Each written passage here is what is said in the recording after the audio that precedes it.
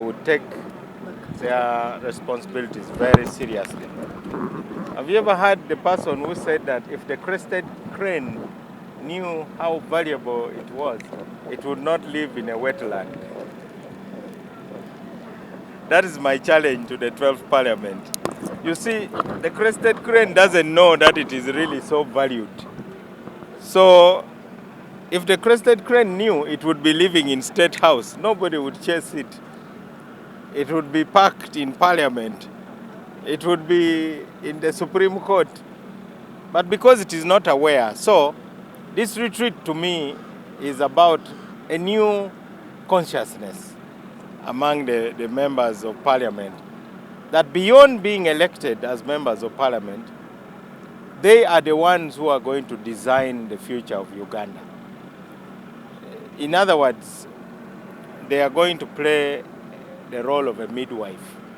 See, a midwife is very important. A midwife brings new life. And that's a sacred responsibility. So my expectation is that that sacred responsibility will become clear to the members of Parliament.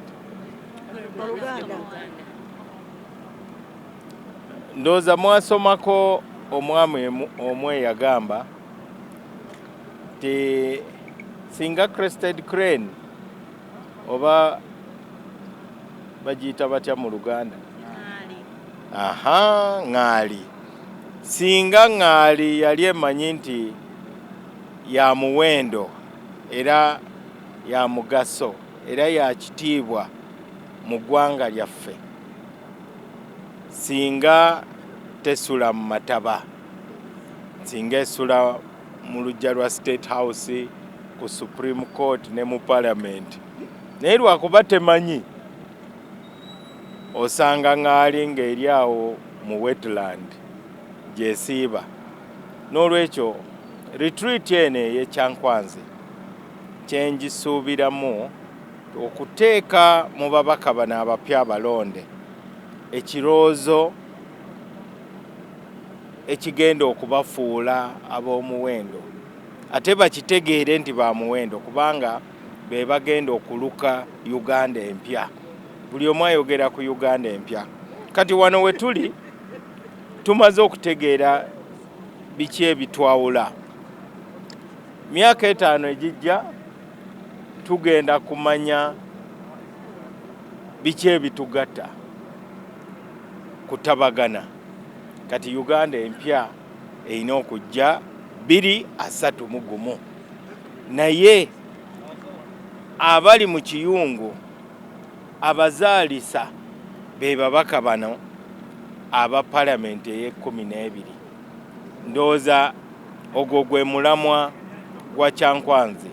Wajja kubeerawo abakugu mu buli kintu. Wajja kubaawo abamanyi ebyenfuna, abamanyi ebya security, ebya diplomacy, ebyobulimi, ebyobufuzi.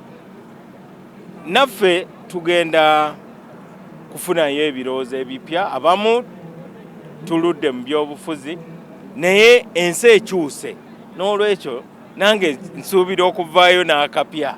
Waliwo ebipya bye ngenda okuyiga nkomewo nga nange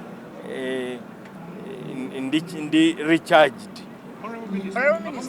Abantu bagenda mu bebalonzi abakulira ku kifo kya sipiika tunakulabanga nga obano obasaba kati mwe bannamawulire mwe mutulemesa mu ggwanga lino. Eno retreat si ya kulonda speaker.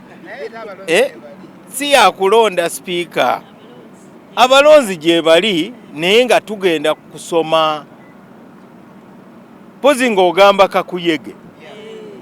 Abakola kakuyege bajja kubeerawo. Naye nze sikirizira mu kola campaign kubanga tekiri mu mateeka. Era abantu bonna abampagira nabagambye omuntu yenna aleeta kamera timunkwate mpagira mawo sikyagala. Campaign tekirizibwa maaso g'amateeka. Kiringanga kati papa okola campaign.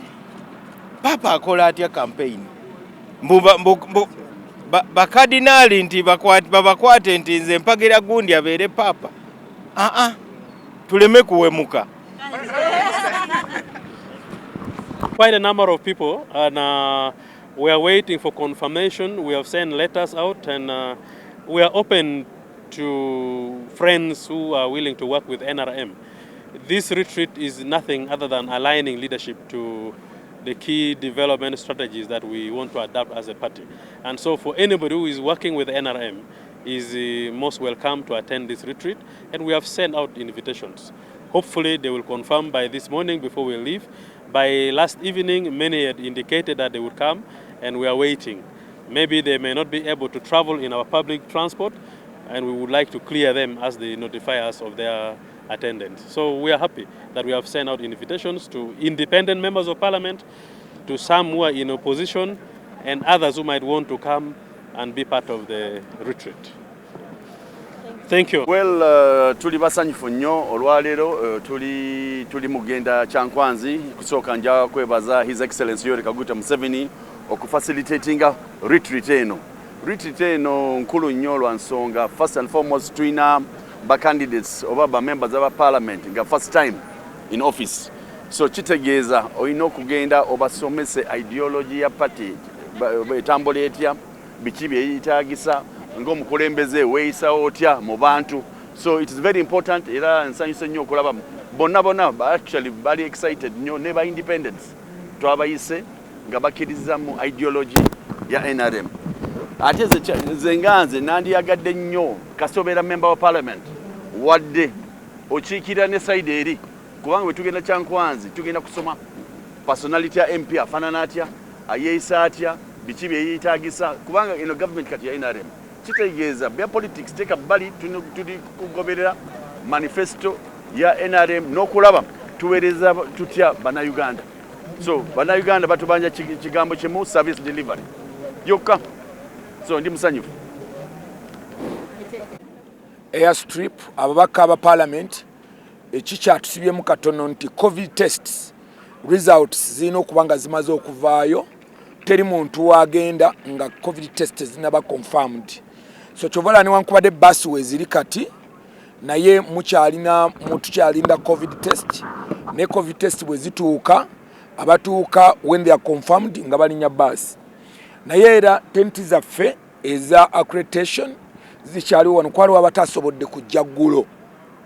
Abaka batasobodde kujja ggulo process ekyaliwo naye tetukebererawo kati covid bagenda ku platinum emulago bw'amala okuva wano nga bamaze ebirabo byonna ebimukwatako byeyetaaga okugenda nabyo mu lusirika ekyankwanzi ate ava wano n'agenda emulago ku platinum ne bamukebera. Naye abo tebasobola kugenda kati bajja kugenda lwaggulo nga covid results zaabwe zikomyewo oba akawungeezi.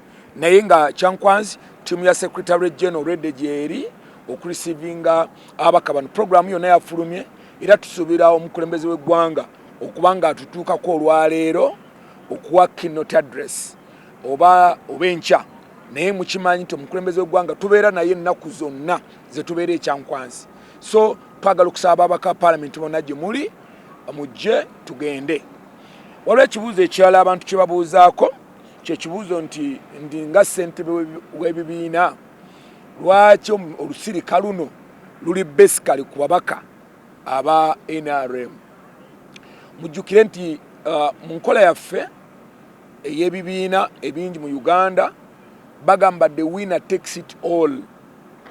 Era ekibiina ekiba kikuwangudde obukulembeze enkolagana gyekisobola okukolagana n'ebibiina ebirala kisalawo busazi naye kisobola okukulembera kyokka nga tekirina muntu yenna gwe kyebuuzizzaako era nekimalako nga cabinet temulimu wadde ow'ekibiina ekirala. Ekyo president akikola olw'okwagala okugatta eggwanga naye nga tekiri mu tteeka nti nno oteekwa buteekwa okuteekamu wa DP mu cabinet yo owa UPC oba ow'ekibiina ekirala kyonna. So ekyomukisa omulungi ku lusirika luno ababaka abakola omukago ne NRM aba independent bakkiriziddwa okujja mu lusirika. Naye ate ebibiina ebirala ebitali mu parliament bizibu nnyo okuyita. Kwa mujjukire nti ekibiina nga DF, ekibiina nga Conservative Party, ekibiina nga Jema n'ebibiina ebirala bingi 20 tebiina babaka mu parliament, tebiri mu iPod. Katolo okuba nti uno lusirika lwa babaka ba parliament kizibu nnyo okuyita ebibiina ebitali mu parliament n'ebibiina ebiri mu parliament nga byafunye abaka mu parliament ku mulundi guno tulina ebibiina 8 ebibiina abaka mu parliament ng'ogyeko NRM ebibiina ebirala 7 bibiina abaka mu parliament naye newankubadde birina naye okujja nga bisazeewo nega nti olwaleero naffe tujja bw'otunulira ndowooza ekibiina kya DP omubaka omu yekka yakakasa okujja presidential general waabwe ssenkaggale w'ekibiina ow'ekitiibwa Norbert Mao tetunafuna confirmation ya mubaka wa DP mulala naye n'omulala alina ndowooza bw'anaaba ayagadde ajja kutuukirira abakulu bekikwatako agende mu lusirika kuba olusirika no lwetugendamu si kyama yes olwo birina enteekateeka engeri gye bibangulamu ababaka baabyo ojja kulaba ekibiina kya National Unity Platform kirina n'essomero ly'ebyobufuzi era bateekwa okuba nga balina enteekateeka gye balina okuteekateekamu ababaka baabwe kati ojja kusanga ekibiina maybe ekya Democratic Party kirina ababaka 6 ojja kusanga ebibiina ebirala ndowooza ng'ekibiina kya Mugisha Muntu Mugisha Muntu that is anti ekya ANT kirina ababaka 2 nakyo kirina enteekateeka osanga engeri ekyagala okuteekateekamu ababaka baakyo kati kizibu nnyo tukonspant mwenna oba mwagala oba temwagala mwena agenda kyankwanzi kubanga NRM ine engeri yagala okuwunzika nga tosanga eri ekibiina ekyala tekyagala kuwunzika but at the same time tulina ebibiina ebiri mu opposition tetusobola gamba nti abantu bonna ba National Resistance Movement by the way ne NRM enyumirwa nnyo ababaka ba opposition because ababaka ba opposition bakolanga torch okumulisamu ebyo tuba tukoze bulungi ati nze nga chairman w'ebibiina by the way nkubiriza nnyo ebibiina by'ebyobufuzi okubeera strong era njagala nnyo n'ebibiina ebyo biweebwe ssente bisobole okuzimba because biteekawo resistance eragirira nti NRM bwebanga ewaba waba wagigamba nti please awo oba ovuze bubi naga nti sebaavuga awo bula